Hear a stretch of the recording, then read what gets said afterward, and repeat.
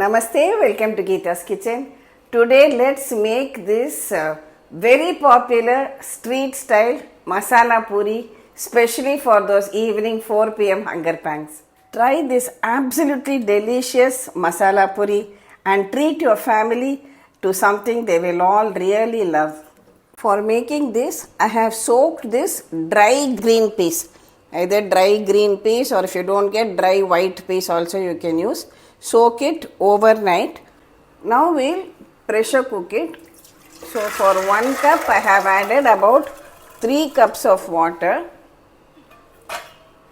To this I am also adding 1 medium sized potato which I have peeled and roughly chopped. A small pinch of turmeric powder. We'll allow it to pressure cook for 3 to 4 whistles and then switch it off.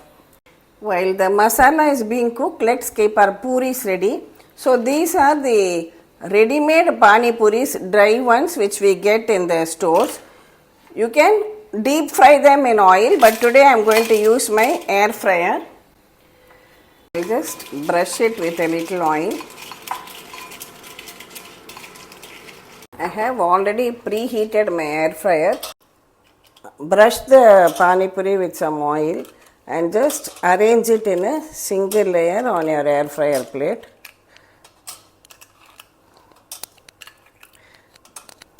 Now air fry it at 180 degrees for 2 minutes.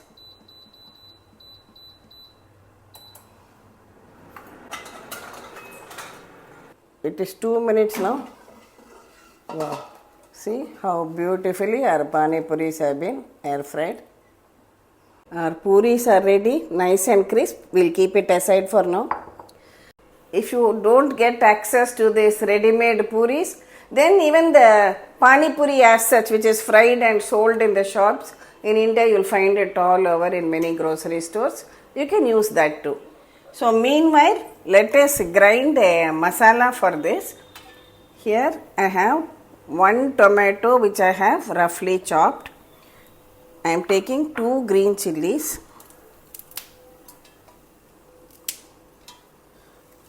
about 2 tablespoons of fresh mint or Pudina leaves, and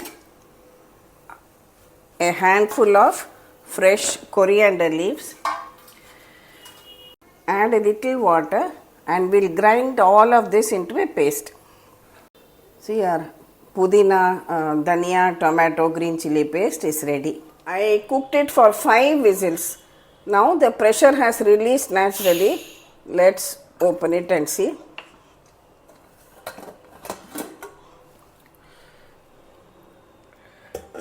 See, the potato has also cooked well and the peas also should be well cooked. You can see that. We need to mash it lightly, so I am just draining out a little bit of the water to make it easier to mash.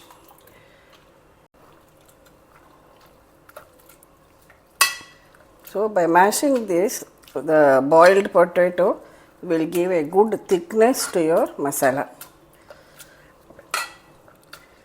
If you mash it lightly, it is enough. Now, pour this water in which it was cooked back into the cooker. Now heat 2 tablespoons of oil in a kadai. Add some jeera, half a teaspoon of saunf. Next I have finely chopped 2 onions.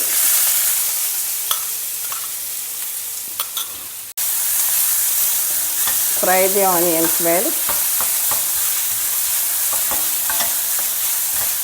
Next add in half a teaspoon of ginger garlic paste. Fry everything well together. When the onion is well done, this is dhania or coriander powder 1 teaspoon.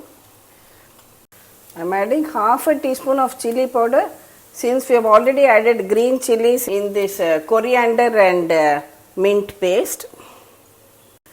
Add half a teaspoon of garam masala. This is some aamchr, that is dry mango powder. It adds to the flavor. This is pink salt or black salt, that also enhances the flavor. Now fry all the masalas well along with the onions.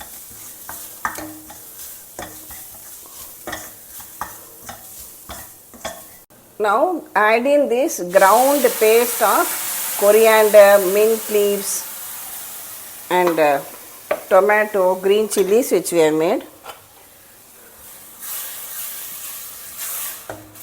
Again cook everything well together, reduce the flame.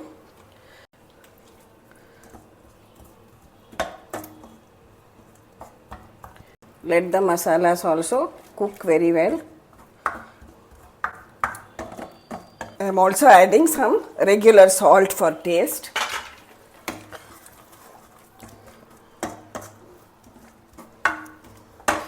See, the masala is well cooked and has started releasing the oil.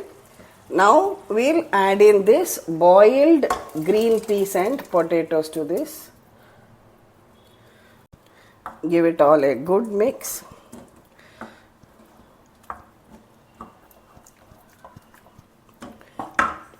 Now I am adding a little more water to adjust the consistency. Now allow it all to boil together. That is, let it be on sim and let it cook together for about 6 to 7 minutes till all the flavors are well absorbed. See, it is boiling well now. Finally, I am just adding some chaat masala to this. You can adjust your salt, chilli powder, masalas as per your taste. Some like it very spicy, some like it not so spicy. So you can taste it and adjust it. See, our masala is boiling well now, and as it cools it will thicken further, so I am switching it off at this stage. Whenever you serve it, see that it is nice piping hot. Now I will switch it off. Finally squeeze the juice of half a lemon on it.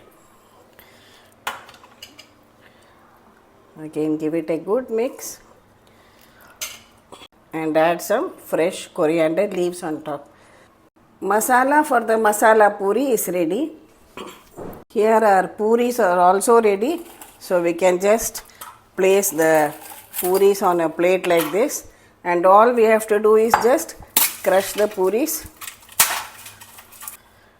Now pour this piping hot masala over the crushed puris. Sprinkle some finely chopped onion, finely chopped tomatoes, finely chopped coriander leaves. Finally top it up with any namkeen you have. I have this bhujia sev, so I am adding to it. If you have barik sev, even kara bundi, whatever you have, you can just add it for that extra crunch. So a simply delicious masala puri, Bangalore street food style, is ready. For those who are new to chaat items, one important tip: keep everything pre-preparation and done. But don't add this masala to the puri beforehand, it will become soggy. Just before serving, crush the puris, add the piping hot masala, add tomato, onion, coriander leaves, save, and enjoy it. Thank you for watching the video. I am sure chaat is every woman's favorite, of course men too. A delicious recipe which you can enjoy with your family and friends. Please subscribe to Gita's Kitchen and we'll meet again with another interesting episode from Gita's Kitchen. Thank you.